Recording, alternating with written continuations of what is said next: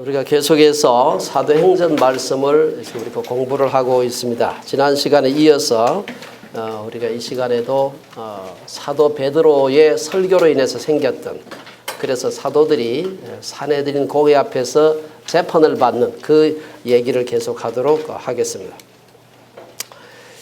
사도들이 유대 종교 지도자들의 위협에도 불구하고 담대하게 이제 예수님을 증거하게 되고, 또 그로 인해서 이들이 또 감옥에 갇히게 되고, 감옥에 갇힌 다음 날 이제 다시 나와서 이들이 신문을 받게 된다는 것을 이제 본문까지 앞절에서 우리가 살펴보았습니다.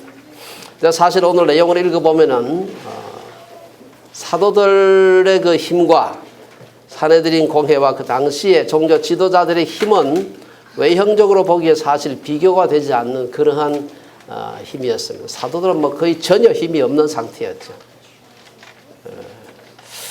사실 우리가 이 싸움을 보면서 사도들이 어떻게 이길 수 있을까? 이길 거라고는 상상도 할 수 없는 그런 큰 그 권력 앞에 사도들이 서 있는 것을 볼 수 있습니다. 그래서 오늘 과연 복음이 원수들의 위협에 굴복할까? 그래서 오늘은 우리가 사도들과 유대 지도자들의 계속되는 싸움을 통해서 도무지 이길 수 없는 싸움과 도무지 질 수 없는 싸움, 어떤 싸움인가 하는 것을 좀 생각을 해봤으면 좋겠습니다.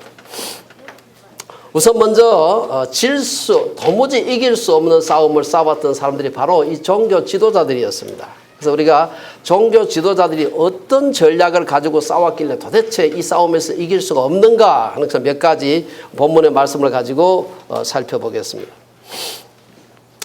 이 사도들은 예수님의 부활을 전했다는 이유 때문에 이제 산헤드린 공회 앞에 서게 되는데, 이 산헤드린이라는 말 자체가 원래 헬라 말에서 산쉰 하는 말, 산헤드린 하는 산 두 말 복합인데요. 산 하는 말은 주변에 이렇게 그 같이 앉아 있는 걸 말하고요.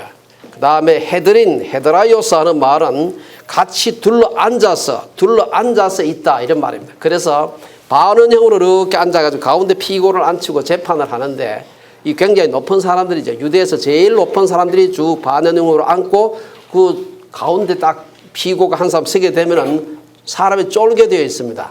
자기가 상당히 높은 지위에 있더라도 쫄게 되어 있는데, 이 사도들은 무명의 인사들이에요. 유대 제일 높은 종교 지도자에 딱 앉아 있고 지금 앉아서 가운데서 신문을 받고 있는 것입니다. 도대체 우리가 이길 수 없는 그런 싸움인 것 같은데, 사도들이 어떻게 싸워서 그 초대교회가 그렇게 생명력 있게 그 당시 나아가 한참 있다가 로마 제국을 제패하는 그런 기가 막힌 싸움을 할 수 있었는가? 첫째, 이 종교 지도자들이 질 수밖에 없는 싸움을 싸웠던 전략이 뭔가? 왜 그렇게 싸우면 반드시 질 수밖에 없다? 첫째는 이 사람은 싸울 때 첫 번째 전략이 무시하고 모욕하는 전략을 썼습니다. 이게 보면은 13절에 보면은 그들이 종교 지도자들입니다. 베드로와 요한이 담대하게 말함을 보고 그들을 본래 학문 없는 범인으로 알았다가 이상히 여기며 또 전에 예수와 함께 있던 줄도 알고, 여기서 보면은 논리적인 정당성이 아니라 상대에 대한 인격적인 무시와 모욕을 앞세워서 싸우고 있는 걸 볼 수가 있습니다. 13절에서 유대교 지도자들이 베드로와 요한을 가리켜서 학문 없는 범인으로 알았다. 이 우리말로 이렇게 번역을 해놓는 게 밋밋해가지고 이 속에 좀 모욕적인 느낌이 들어가지 않는 것 같은데, 사실 이 말은 굉장히 모욕적인 말입니다. 여기에 학문 없는 하는 말도 이미 모욕적이죠. 여러분 무협지 아니 사극 많이 보신 분들 중에서 무지랭이란 말 들어보셨어요?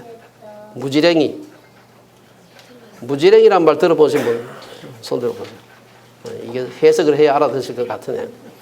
무식해가지고 도무지 어찌할 수 없는 무식쟁이들을 가리켜서 무지랭이라 그럽니다. 도대체 학교 문턱에도 못 가본 이런 사람 무지랭이라. 학문 없다 하는 말은 아그람마토스 해가지고 이게 무지랭이를 말하는 겁니다. 그 자체가 모욕적인 말이에요. 이게. 범인은 이게 아주 더 모욕적인 말인데, 이게 헬라 말로 이디오테스라는 말은 영어에서 바보를 갖다가 얘기할 때 뭐라 하는지 아십니까? 이디오트란 말은 그냥 좀 어리석다 그런 뜻이 아니에요. 바보 뒤에 한 더 붙여. 바보 천치 붙여요. 그런 말이에요. 바보에도 기분이 나쁜데 바보 천치가 되면 굉장히 기분이 나쁜 겁니다. 이 무지랭이 바보 천치들이 지금 우리한테 덤벼들고 있다 이 말. 이 자체가 얼마나 모욕적인 말인지 모릅니다.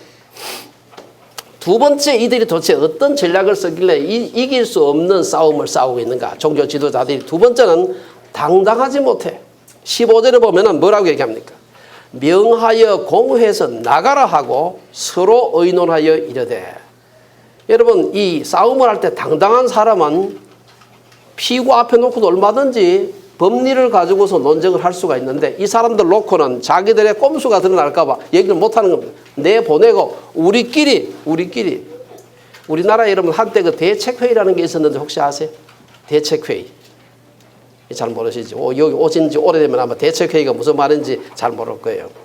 이게 사실은 대책회의라는 것은 상대방하고 정면으로 맞대가지고 도저히 이길 수 없는 싸움을 싸울 때 자기들끼리 뒤에서 모여서 쑥덕쑥덕 거짓 증거도 갖다 대고 거짓 정인도 갖다 대고 그런 거 모의하는 회의를 대책회의라 그럽니다.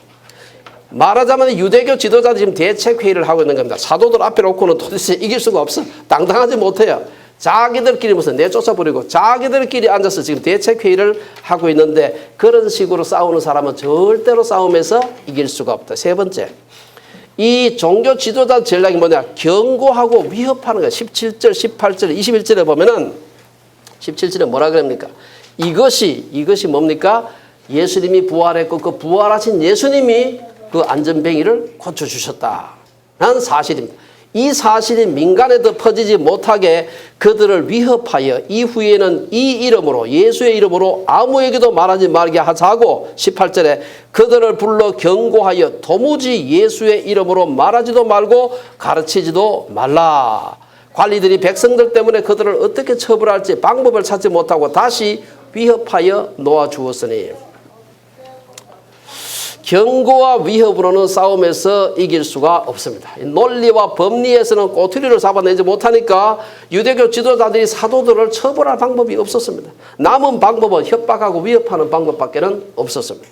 이 17절 18절에 구체적으로 유대교 지도자들이 힘과 어거지로 사도들의 입을 막으려는 것을 보여주고 있습니다. 성경적인 근거나 논리적인 정합성이 아니라 협박과 위협으로 입을 막으려고 하는 그런 싸움은 절대로 이기지 못합니다. 암만 힘이 있어도 못 이기는 겁니다. 17절에서 말하는 이것은 예수님께서 바로 그 안전뱅이를 고쳐주셨다고 하는 그 사실을 말하는 것입니다. 이 소식은 순식간에 사람들 사이에 퍼졌는데, 여기 보면은 퍼지다, 모든 사람들에게 퍼졌다. 이 퍼졌다는 원래 헬라 말이요, 역병 돌듯이, 전염병 퍼지듯이 그냥 순식간에 퍼졌다는 얘기예요. 얼마나 신나는 얘기입니까? 순식간에 퍼졌어.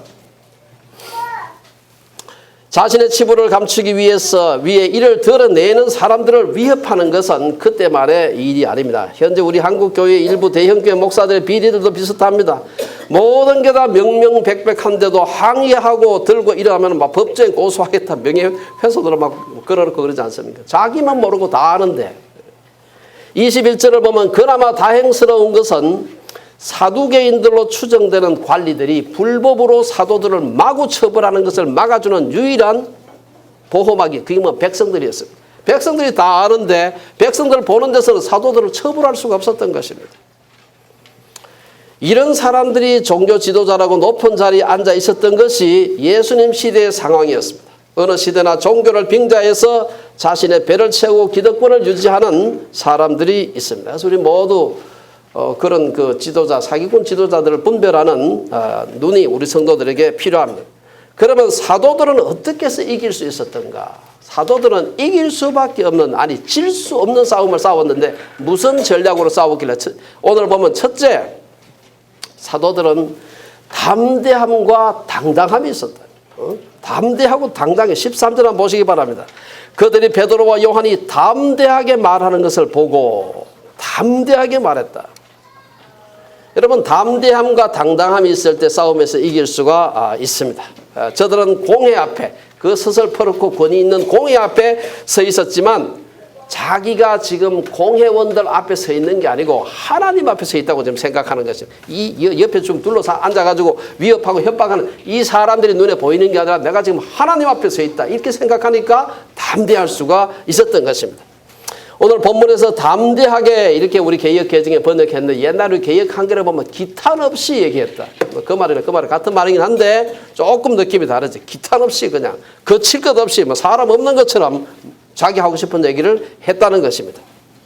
이는 사도들의 내적 확신을 보여줄 뿐 아니라 사도들로 하여금 많이 배운 사람인 것처럼 보이게 했습니다.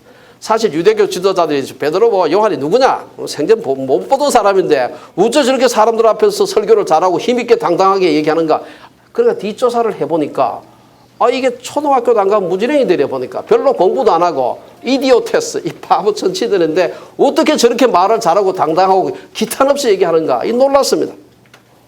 흥미로운 것은 본문이 담대히 말하는 것과 학문 없는 범인이란 말을 대비하고 있습니다. 못 배웠으면 말을 잘 못해야 되는데 학문 없는 범인인데 기탄 없이 담대하게 얘기를 하는 것이죠. 여러분, 어떤 분야에서 전문적인 지식이 없는 사람은 전문적인 지식을 가진 사람 앞에 서면은 다리가 후들후들합니다. 그렇죠? 그렇습니다. 여러분 혹시 그런 노래 아세요? 그대 앞에만 서면 나는 왜 작아지는가? 누구 노래입니까? 노래를 잘 많이 모르시는 것 같은데 김수희 씨가 노래한 애모라고 한 노래입니다. 그대 앞에만 서면 그냥 다리가 후들후들하고 막 쭈그러들려. 이 전문가들한테 쫙 들어있는데 자기 혼자 딱 가서 이렇게 있으면요 별로 자기는 권력도 없고 배운 것도 없는데 이 사람이 쭈그러들게 되어 있습니다.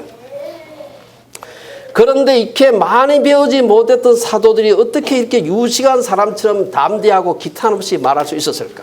그 이유가 사도행전 8장에 한마디로 나와 있습니다. 사도행전 8장에 보면은 이에 베드로가 성령이 충만하여 가로되, 왜 그렇습니까? 사도들이 그처럼 담대하고 기탄 없이 말할 수 있었던 것은 그들이 바로 성령이 충만했기 때문이다. 이런 이미 복음서에서도 예수님이 약속하신 것이었습니다. 예수님께서 마태복음 10장에 보면은 너희를 넘겨줄 때에 공회나 혹은 재판정에 넘겨줄 때에 어떻게 또는 무엇을 말할까 염려하지 말라. 예수님 친히 말씀하신 거예요. 그때 너희에게 할 말을 주시리니 말하는 이는 너희가 아니라 너희 속에서 말씀하시는 이 곧 너희 아버지의 성령이시니라. 교육을 받지 못했어도 성령 충만한 사람이 교육은 많이 받았어도 성령 충만하지 못한 사람보다 훨씬 더 능력 있고 담대하고 기탄 없이 말할 수 있다는 것입니다. 이것은 신약 시대만 그런 게 아니에요. 구약에 보면은 우리가 잘 아는 모세가 있습니다. 모세가 하나님의 부름을 받았을 때 자기가 말 못한다고 이제 알고 있었잖아요.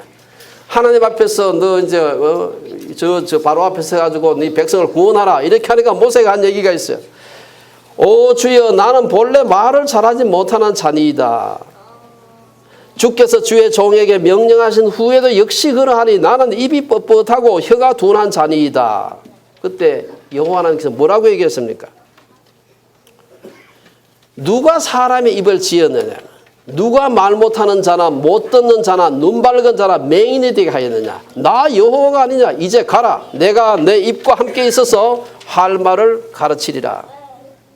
하나님은 모세에게 구변을 주실 수 있는 분이었고 하나님은 배우지 못했던 베드로와 요한에게 담대하고 기탄 없이 말할 수 있는 능력을 주셨다는 것입니다. 사실 우리가 성경을 살펴보면은 성경의 신약의 인물들 중에서 사도 바울 제외하고는 별로 공부를 제대로 한 사람이 별로 없는 것 같습니다. 아마 예수님의 12제자 중에는 마태 정도가 그도 뭐 공부를 좀 안 했겠나. 마태 학력에 대해서 성경이 안 나오지만 그래도 세관에 앉아서 뭐 세금이라도 계산하려면 세법이라도 좀 배우고 뭐 그 계산법이라도 좀 배워야 하지 않겠습니까? 제 생각에는 아마 마태는 조금 배웠을지 몰라도 나머지는 거의 배운 적이 없습니다. 우리 사도행전 이걸 기록했던 누가는 의사였기 때문에 예나 지금이나 의사 좀 많이 배운 사람입니다. 그래서 아마 누가는 좀 배웠을 겁니다만은 누가는 12제자 중에 속하지 않습니다. 그 나머지 뭐 베드로 전직이 뭡니까? 어부지요, 어부. 어부는 별로 뭐 거기 숫자 헤아리는데 세음을 할지 모르지만 거의 배우지 않은 그런 사람. 요한은 뭐 한 사람이냐? 요한은 어부도 아니고 어부시답니다. 그 아주 어린 아이들로서 어부 따라다니면서 나이가 아주 어려. 베드로하고 요한은 그 20살 차이 나는 사이에. 그러니까 베드로가 나가서 잡을 때 자기는 가서 그냥 일본말로 시다 하던 사람. 그리고 젊은 시절 10대 중반에 예수님 만나가지고 죽을 때까지 예수님만 따라다닌 사람이지 요한이 어디 학교 다녔다는 얘기가 없습니다. 모두가 다 거의 공부를 하지 않았습니다. 그런데도 불구하고 이들이 담대하게 그 유대 최고의 종교 지도자들 구약을 갖다가 횡하게 그 율법에 대해서 박사들 앞에서 담대하고 기탄 없이 얘기하고 있는 것을 볼 수 있습니다. 이들은 태도만 담대한 게 아니에요. 앞에서 말하는 걸 보니까 기탄이 없어. 막. 근데 거침이 없이 말을 하는데 19절에 보면 베드로와 요한이 하나님 앞에서 너희의 말을 듣는 것이 하나님의 말씀을 듣는 것보다 옳은가 판단하라. 이게 무슨 얘기입니까? 종교 지도자들 니네들 말은 하나님의 말씀에 배치된다. 난 그 배치되는 말도 따라갈 수가 없다. 20절에 보면 우리는 보고 들은 것을 말하지 아니할 수 없다. 종교 지도자들은 말로는 하나님을 경외한다 하면서 하나님이 보내신 아들에 대해서 말하지도 가르치지도 말라고 협박을 하는 자가당착적인 모습을 보여주고 있습니다. 사도들처럼 보고 들은 하나님의 말씀에 대한 확신을 가지고 전하는 사람은 절대로 싸움에서 질 수가 없는 것입니다. 여기서 우리가 보고 들은 것, 이것은 체험적 신앙을 말하는 것입니다. 초대교회 사도들이 왜 그렇게 힘있고 담대하게 기탄 없이 말할 수 있었냐? 내가 보고 들었고 경험한 거다. 초대교회 사도들의 메시지가 힘이 있었던, 생명력이 있었던 것은 이들이 전한 바가 신학적 묵상에서 나온 것이 아니라 만졌고 보았고 경험한 것이었기 때문이었습니다. 이를 갖다 사도 요한은 뭐라고 표현합니까? 요한일서 1장 1절에 보면은 태초부터 있는 생명의 말씀에 관하여는 보세요. 우리가 들은 바요, 눈으로 본 바요, 자세히 보고 우리 손으로 만진 바라. 이렇게 생생하게 봤으니 이걸 어떻게 말을 안 하고 견딜 수가 없는 것입니다. 이런 싸움은 반드시 이길 수밖에 없는 싸움. 두 번째, 분명한 증거와 증인이 있었습니다. 여기 보면 14절에 상반절에 보면은 또 병 나은 사람이 그들과 함께 서 있는 것을 보고, 병 나은 사람이 바로 옆에 있는 건 옛날 40년 전에 나은 게 아니에요. 저 지구 반대쪽에서 나왔다는데 내가 듣기만 한 게 아니고 옆에 바로 서 있는 것입니다. 분명한 증거와 증인이 있는 싸움은 절대로 질 수가 없다. 오늘날도 재판에 있어서 가장 중요한 것이 증인입니다. 증인. 본 사람이 친족 관계가 아닌 제3자가 그 사건을 봤어요. 그 사람이 재판정에 나와서 증인을 해주면 되는데 그것도 혼자가 아니고 여럿이 좀 증언을 해주면 더 효과가 있고요. 그것도 또 어린애들이 얘기하면 우리 어린이들 미안합니다. 나이가 아주 어린 아이들 말고 나이가 아주 많은, 여기 보면 뒤에 가면 이 사람 나이가 40살 됐다고 나와 있어요. 40살 같으면 모든 것을 분별할 수 있는 그런 성인, 그것도 여자도 아니고 여성분들 죄송합니다. 요새는 안 그런데 옛날에는 여자들의 증언보다 남자들의 증언이 더 신뢰성이 있다고 보았어요. 옛날에는 그랬습니다. 40살이나 된 남자가 지금 내가 낳은 사람이다 라고 지금 옆에 증인이 서 있는 것입니다. 여러분, 요즘 한국에서 운전자들이 차량, 자기 자동차에 뭐 블랙박스라는 걸 붙이고 댕긴대요. 왜 붙이고 댕긴지 아십니까? 교통사고 났을 때 계속해서 이게 비디오로 카메라로 찍고 있기 때문에 재판정에서 서로 간에 서로 좀 충돌이 생길 때 CCTV를 가려주는 좋은 증거 자료가 되기 때문에 이렇게 달고 댕긴다. 이 증거, 증인은 아니지만 증거 자료를 위해서 그거를 달고 다닌다 하는 말을 제가 들은 적이 있습니다. 가장 중요한 증인이 누굽니까? 병이 나은 안전뱅이 자신, 소위 first witness. 바로 옆에 있는 것입니다. 그들이 14절에 보면은 사도들과 함께 서 있었다. 그는 성전에서 병고침을 받았는데 지금 사례 내린 재판이 열리고 있는 것은 성전이 아닙니다. 제사장 집이에요. 거기까지 따라왔어요. 사실은 이렇게 자기 따라갔다가 무슨 변을 당할지도 모르는데 그것까지 따라온 것입니다. 아마 병자가 생각할 땐 자기가 좀 겁은 나지만 혹시 잡혀가 처벌받을까 봐 그래도 나를 고쳐준 저 베드로 사도가 지금 요한하고 베드로 사도가 잡혀가는데 어떻게 되는 얘가 가봐야 안 되겠나 싶어가지고 슬슬 뒤를 따라온 것 같아요. 아마 그 사람은 날 때부터 안전병이었기 때문에, 그리고 40살이 되기까지 수십 년 동안 성전 미문에, 성전에만 오면 그 사람 안 볼 수가 없어요. 그 성전 미문에 앉아서 국을 하던 사람이기 때문에 이 사람이 원래 안전뱅이가 아니었는데 안전뱅이 척 하다가 사도가 그냥 이렇게 좀 고쳐준 그런 사람이 이렇게 할 수가 없어요. 왜냐하면 이 사람은 성전 미문에서 국을 하던 사람이었지만 예루살렘에서 명사였습니다. 따옴표에서 명사. 모르는 사람이 없어. 왜? 성전 미문에 앉아서 수십 년 동안 국어를 했으니 모르는 사람이 그 사람 안전뱅이라는 건 날 때부터 안전뱅이였기 때문에 다 아는 것입니다. 그 사람이 지금 갑자기 자리를 박차고 일어나서 겁도 없이 사내들인 공의 앞에 와가지고 증인으로 지금 그것도 이 피고의 증인으로 원고의 증인이 아니에요. 사내들인 공회원을 지지하는 사람이 아니라 피고를 지지하는 증인으로 당당하게 서 있는 것을 볼 수가 있습니다. 16절에 보면은 안전뱅이가 일어난 사건을 가리켰어요. 누구를 갖다가 유명한 표적이가 돼. 영어 표현은 outstanding miracle이다 이렇게 해요. 이 영어로 표현 조금 정확하지 않습니다만 유명하다 이 말은요. 모르는 사람이 없다. 모르는 사람이 없다. 여러분 한 1980년대에 그 유명한 사건 하나 있었는데 혹시 냉동 권사 사건 아십니까? 냉동 권사. 뭐 잘 모르는 분도 계실 텐데 이 냉동 권사 사건은 뭔가 하면 내가 죽어가지고 병원 냉동실에 사흘간 있다가 내가 살아났다. 입관하려고 보니까 사람 불뚝 사람이 일어난 것입니다. 그리고 그동안 내가 천국 가서 오만 걸 다 보고 왔다 하고 막 전국에 다니면서 막 간증 집회를 하고요. CBS 나와가지고 간증하고 온 세상 다 알았어요. 나중에 보니까 탕명한 소장이 가서 조사를 해보니까 병원에 일단 입원한 적도 없고 시체실에 간 건 둘째치고 병원에 간 적이 없어요. 완전 날조돼. 완전 날조돼. 그 나중에 당신 어떻게 된 거냐 하니까 그것도 은혜만 되면 되지 않느냐 이렇게 했다는 얘기를 들었어요. 어쨌든 근데 이 안전뱅이가 일어난 사건은 이 냉동건설 사건하고는 다릅니다. 이 기적은 너무나 분명했기 때문에 너무나 아주 아웃스탠딩한 그런 미러클이었습니다. 그래서 예루살렘에 사는 사람은 아무도 부인할 수 없고 유대 지도자들도 부인할 수 없고 그 사람들도 늘 성경에 들락날락하면서 봤기 때문에 부인할 수가 없는 것입니다. 22절에 보면 누가가 이 표적으로 병 나은 사람의 나이를 얘기하고 40살이다. 나이를 얘기하고 있어요. 아마 누가는 여기만 아니고요. 다른 데서도 보면 사람들 얘기할 때 그 사람 나이가 그때 몇 살이었다 꼭 적고 있어요. 보면은 제가 읽지는 않겠습니다만은 누가복음 8장 42절에도 13장 11절에도 그 뒤에 사도행전 9장 33절에도 이 다 누가가 쓴 건데 그 사람 나이가 얼마였다 이렇게 꼭 쓰고 있습니다. 이게 일종의 직업병입니다. 그렇죠? 누가 직업이 뭡니까? 의사죠. 의사는요 꼭 나이를 적어놔야 치료할 때 아주 중요해. 이게 몸에 배가 있어. 나이도 모르는데 치료를 할 수가 없는 것입니다. 누가는 의사로서 나이가 어린 사람들 즉 아직도 책임 있는 대답을 할 수 있는 증인의 말이라면 의심할 수 있지만 이미 40세가 된 사람의 말은 의심할 수 없다. 게다가 그 사람은 여자가 아니라 남자였다.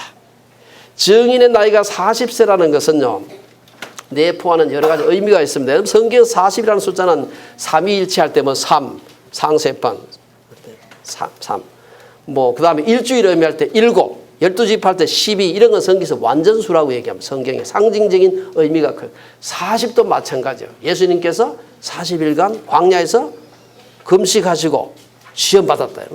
모세가 40일 동안 뭐 시내산에 가서 율법법 받았다. 뭐 40이 뭐 노아 홍수도 40일 동안 비가 왔다. 이런 40이 의미하는 바가 많습니다.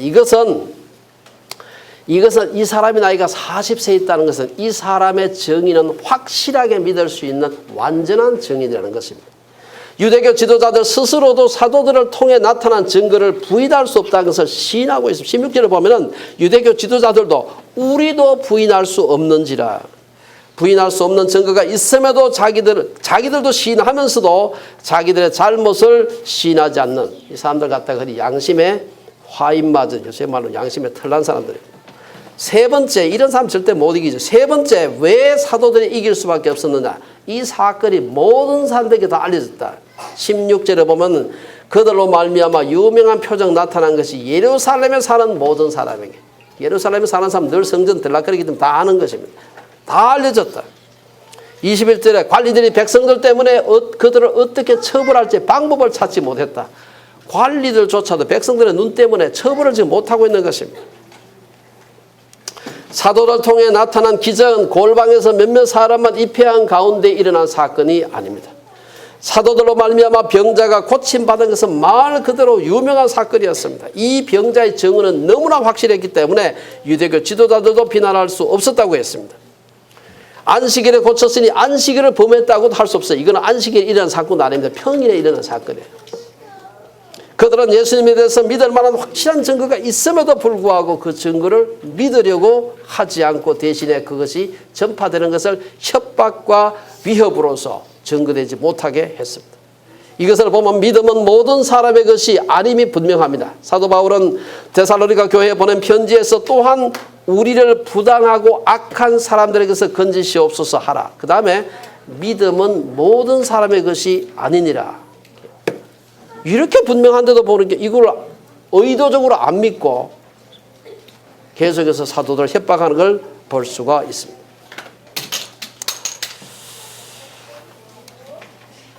사실 앞에 거짓은 힘이 없었습니다. 안전뱅이가 일어난 기적은 예루살렘에 사는 모든 사람들에게 알려졌기 때문에 관리들조차도 백성들이 두려워서 사도들을 처벌할 수가 없었습니다. 사도들은 그된 일을 보고서 모든 사람들과 더불어 하나님께 영광을 돌렸다. 그래서 우리가 겉으로 보기에는 뭐 사내들인 공의 사람들이 금방 이길 것 같은데 절대로 그들은 이기지 못하는 싸움을 싸웠고요. 사도들은 그냥 단칼에 나가떨어질 것 같은데 질 수 없는 싸움을 싸웠다. 결론으로 몇 가지 말씀드리고 마치겠습니다. 오늘 이 본문에서 이길 수 없는 싸움을 하는 유대 지도들과 질 수 없는 싸움을 하는 사도들의 모습을 우리가 대비해서 살펴보았습니다. 우리는 본문에서 자신들을 박해하며 비난하는 종교 지도자들에게 조금도 흔들림 없이 담대하게 기탄 없이 맞서는 사도들의 모습을 볼 수가 있는데 우리에게 중요한 몇 가지 교훈을 하고, 첫째, 복음은 부인할 수 없는 증거와 증인 사실에 기초하고 있다는 사실입니다. 다시 말해서 복음은 확정된 진리라는 사실입니다. 오늘 본문에서 안전뱅이가 부활하신 예수 그리스도의 능력으로 치유된 것이 분명했던 것처럼 기독교의 진리는 모든 사람에게 드러나 있는 공개된 공적인 진리라는 사실. 두 번째, 멸망하는 사람들에게는 진리가 가려져 있다는 사실입니다. 어떤 사람이 멸망하는 자들입니까? 유대 종교 지도자들입니다. 구약에 대한 많은 지식을 알고 종교적인 의식을 행하는 것이 아주 업이었던 사람들입니다. 이 사람들. 요새로 말하면 목사와 장로를 말할 수도 있겠죠. 그런 사람들도 진리에 대해서 하나님 대해서 귀를 막을 때 멸망하는 자리에서 빠져나올 수 없다는 것입니다. 교회 오래 다녔다고 구원이 보증되는 것도 아니다. 세 번째, 그러므로 우리는 사람들을 두려워하지 말고 하나님만 두려워해야 된다. 이게 정말로 너무 잘 아는 사실인데 잘 못하는 거죠. 이게. 사람의 말보다 하나님의 말씀을 순종하는 것이 필요합니다. 사도들의 담대함은 진리의 능력이요 성령의 능력이었습니다. 영적인 혼돈의 시대의 초대교회 사도들과 같이 복음에 대한 진리에 대한 담대함이 우리들에게 필요한 것입니다. 저는 수년 전에 창조론 논쟁을 하면서 또 다른 한편으로는 아가서 주회를 발표한 것 때문에 아주 많은 논쟁에 시달린 적이 있습니다. 시달리면서 제가 때로는 분노하기도 하고 때로는 기쁘기도 하고 뭐 그런 일을 많이 겪었는데 그 일을 당하면서 제가 사람의 칭찬과 사람의 비난은 아무것도 아니다. 내가 하나님 앞에서 내가 바르냐, 그게 중요하다는 것을 제가 알게 되었습니다. 그래서 지금은 누가 칭찬을 들어도 기쁘지도 않지만 누가 뭐라고 한다고 해서 제가 기분도 안 나쁩니다. 자꾸 매도 맞으니까 맷집이 생긴 것 같아요. 이제. 하나님이 내가 하나님 앞에서 어떤 존재냐. 하나님을 내 편으로 만드는 게 중요한 게 아니라 내가 하나님 편, 진리의 편이 되는 것이 중요합니다. 선교가 이론과 이념에 그치고 체험이 없어질 때 교회는 분열하고 생명력을 잃게 됩니다. 그러면서 동시에 보고 들은 것이 아닌 것을 전하게 되면 사이비가 될 가능성이 많습니다. 그래서 우리가 자신이 믿는 바와 전하는 바가 진리임을 확신하면 할수록 우리는 더 담대해질 수가 있는 것입니다. 사도들은 자기들이 보고 들은 것, 예수 그리스도의 부활과 그분이 명령하신 바를 말하고 증거하지 않을 수가 없었습니다.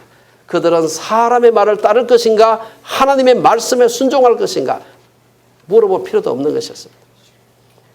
교회사를 살펴보면 이런 믿음의 사람들이 곳곳에 있는 것을 볼 수가 있습니다. 우리가 너무 잘 아는 스코틀랜드의 종교 지도자 낙스가 대표적인 사람입니다. 그가 죽었을 때 유명한 몰톤이라고 하는 그 섭정이었습니다만 이 사람이 그 관 앞에서 산 유명한 얘기가 지금도 남아 있습니다. 여기 지금 관을 놓고서 장례식 하는데 여기 이 자리에는 그의 전생애를 통해 인간의 얼굴을 두려워하지 않았던 한 사람이 누워있다.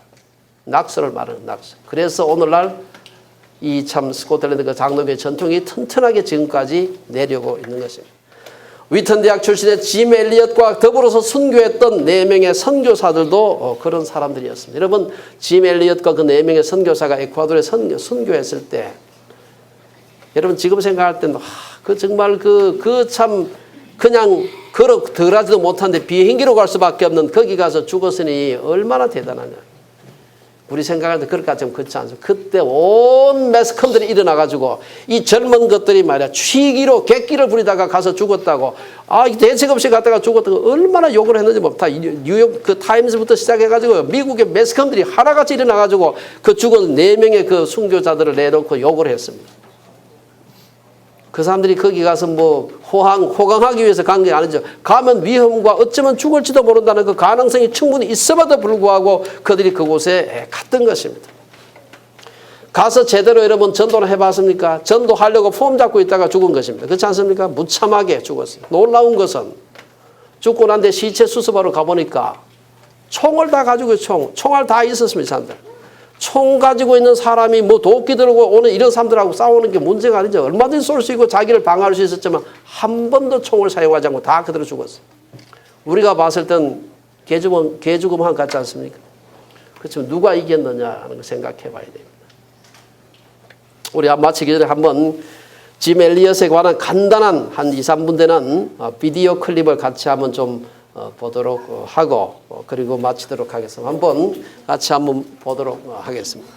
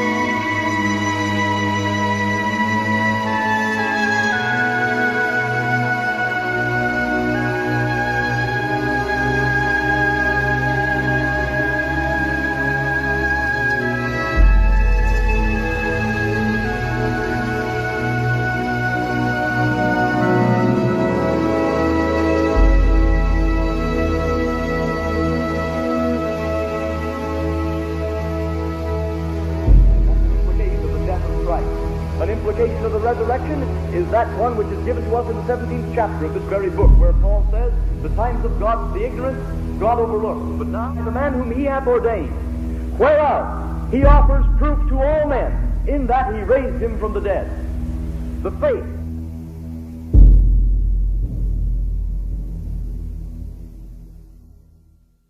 예, 우리가 1956년에 이들이 젊은 30도 안 된 나이에 에콰도르에서 그들이 순교했을 때 모두가 다 이들이 졌다고 생각을 했지만 그로부터 36년의 세월이 지난 뒤에 그 동네가 전체가 복음화가 되고 그들의 말로 신약 성경이 번역이 되어서 복원되는 놀라운 역사가 일어났습니다.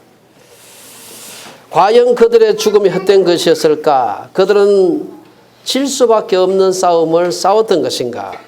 그들은 사람들의 말처럼 안전한 미국 땅에서 편안히 사는 것이 최선이었을까? 거기에 대해서 아니라고 우리는 담대히 얘기할 수가 있습니다. 왜냐? 그들은 질 수 없는 싸움을 싸웠기 때문입니다.